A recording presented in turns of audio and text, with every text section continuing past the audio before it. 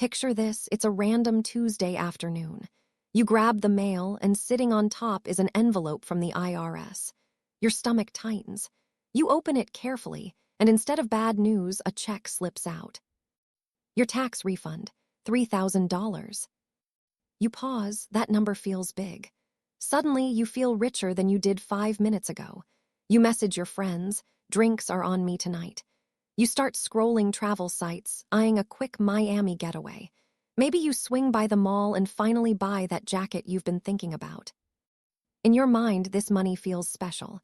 It feels like a bonus, like free cash, like permission to splurge. Now rewind the clock 6 months. Same Tuesday, same amount of money. You open your banking app and see your paycheck hit, $3,000. Do you text your friends? Do you book a weekend trip? Of course not. You pay rent, you cover utilities, you buy groceries, you act responsible. You treat that money seriously. But here's the uncomfortable truth. Those two $3,000 checks are identical. They buy the same things. They have the same value. The only difference is how your brain labeled them. One got tagged as salary. The other got tagged as bonus. And because of that mental label, one gets saved while the other gets wasted. This is called mental accounting, and it's one of the biggest psychological traps keeping people stuck financially. It convinces you that money somehow changes value based on where it came from. It doesn't. Money is interchangeable. A dollar earned is the same as a dollar refunded. But your brain doesn't treat it that way, and that mistake quietly drains wealth from millions of people. I'm Bobby, and I spend an unhealthy amount of time breaking down the mental errors that stop smart people from winning with money. If you celebrate tax refunds like lottery winnings, or treat bonuses as guilt-free spending while carrying debt, you're exactly who this video is for. Because today, we're going to step in and interrupt that pattern.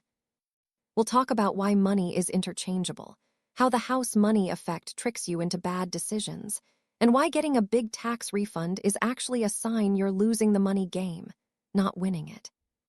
Here's something important to understand. Money has no memory. A dollar doesn't know if it came from hard labor, a refund, a gift, or the government. It has the same buying power regardless. But your brain assigns a story to every dollar. Money you worked hard for feels heavy. You remember the effort, the time, the exhaustion, so you hesitate to spend it. Money that shows up easily feels light. A refund, a bonus, a gift, it feels unearned. And because it feels unearned, spending it doesn't hurt as much. You tell yourself, I didn't even have this money yesterday, so spending it today doesn't really count. But it does count. In fact, it's worse than that. You're not breaking even, you're falling behind what could have been. Every dollar you waste is a future opportunity destroyed before it had the chance to grow. Let's talk specifically about tax refunds, because this is one of the most common mental traps in America. A tax refund is not a gift. It's your own money being returned to you because you overpaid all year. You gave the government an interest-free loan for 12 months. While inflation chipped away at its value, they earned the benefit of holding your cash.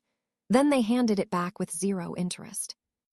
If a friend borrowed $3,000 from you for a year and paid you back nothing extra, you wouldn't celebrate. You'd be frustrated. You'd think about what you could have done with that money instead. But when the IRS does it, we throw a party. People like to say a refund is a forced savings plan. What they're really saying is, I don't trust myself to manage my own money. That mindset outsources discipline, and that's a fast track to staying broke. Now let's talk about the house money effect. This idea comes from gambling. You walk into a casino with $100, win another $100, and suddenly the winnings feel disposable. You tell yourself you're playing with the house's money, so you take bigger risks. But once that money is in your hand, it's yours. Losing it is still a loss. We do the same thing with bonuses, inheritances, stimulus checks, and refunds. We spend them on things we'd never buy with our regular income. But if that same $3,000 went toward high-interest debt, you'd save hundreds in interest. If it went into long-term investments, it could grow into tens of thousands over time. By treating windfalls like toys, you're trading long-term security for short-term excitement. You're giving up a fortress for a firework. This mindset also shows up in bad purchasing decisions and investments. You buy something expensive, realize later it wasn't worth it, but force yourself to get your money's worth because you already paid.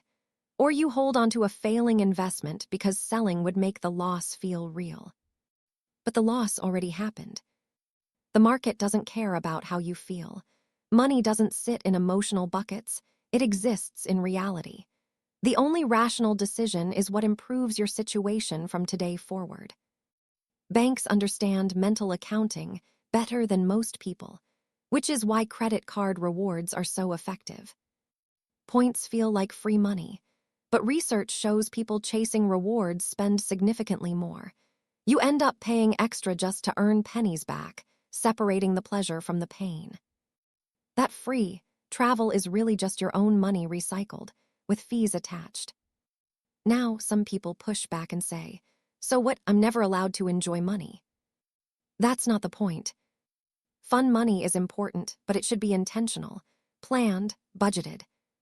Spending because you decided to is control. Spending because a surprise check showed up is reaction. Wealth is built through intention. Poverty thrives on impulse. The same mental mistake shows up with debt. People keep cash earning almost nothing while carrying high-interest credit card balances. They feel safe seeing savings on one screen while ignoring the fire burning on another. Net worth doesn't care about labels. It's assets minus liabilities. If your debt costs more than your savings earns, you're moving backward, even if it feels comfortable. So how do you fix this? First, mentally relabel windfalls. Treat every bonus or refund like earned income. Imagine the hours it took. Attach effort to it. Second, use a 72-hour pause. When unexpected money hits, don't touch it. Let the excitement fade before deciding where it goes. Third, fix the system. If you get large refunds, adjust your tax withholding. Get that money throughout the year and put it to work automatically. Remove the windfall moment entirely. Stop living your financial life in episodes. It's one continuous story. Every dollar plays a role. Treat all money with the same respect. Every dollar is a seed. It doesn't matter how you got it. What matters is whether you plant it or consume it. Mental accounting makes people feel rich while staying poor. Wealth requires honesty, clarity, and discipline. So here's your assignment. Look at your last tax refund. If it was over $1,000, make a change. And if you expect a bonus this year, decide now where it will go before emotion gets involved.